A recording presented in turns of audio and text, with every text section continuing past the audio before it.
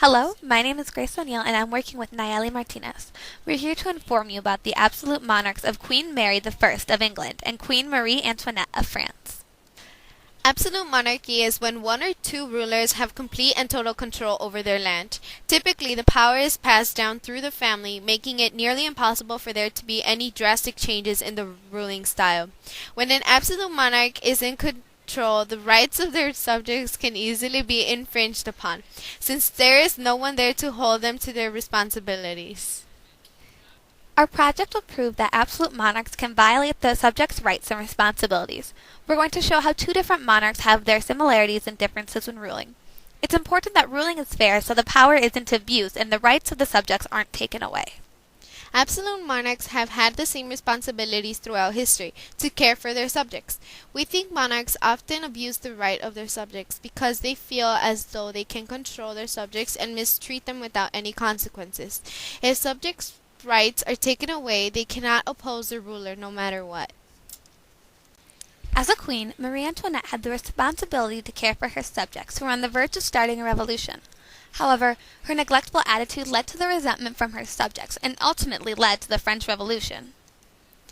Queen Mary, like any other monarch, had the responsibility to care for her subjects. At a time where new religions were emerging, Queen Mary enforced everyone to follow her religion and refused to allow any other practices.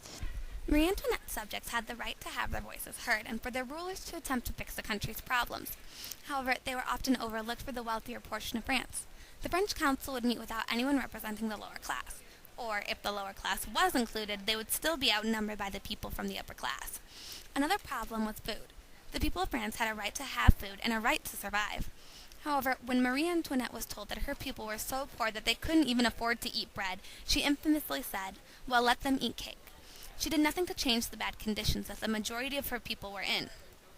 Mary's people should have had the right to stay in England. Mary did not fully have the right to kick them out or kill them over their religion. The people had the right to follow whichever religion they pleased in any circumstance.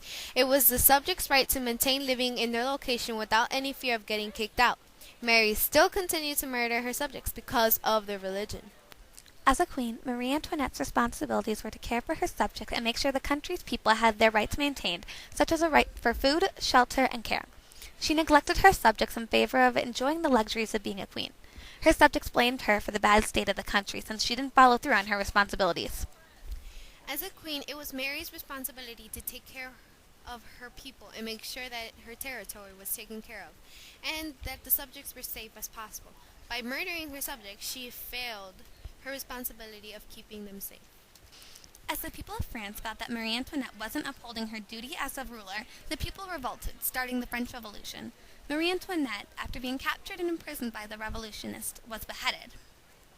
As a result of Mary's behavior, it led to her killing 300 Protestants. She left behind her legacy of being a hated queen, known as Bloody Mary. Marie Antoinette's behavior enraged her subjects, which, on top of the political problems that France has, caused a revolution and led to her beheading. Her neglectful behavior and the dislike her people had for her changed the face of France's form of government. Mary's actions were unfair to her subjects, but they weren't strong enough to stand up to her, so they either followed orders or they were killed. Following her death, the next rulers, despite how they felt about other religions, made sure they were never as drastic as her.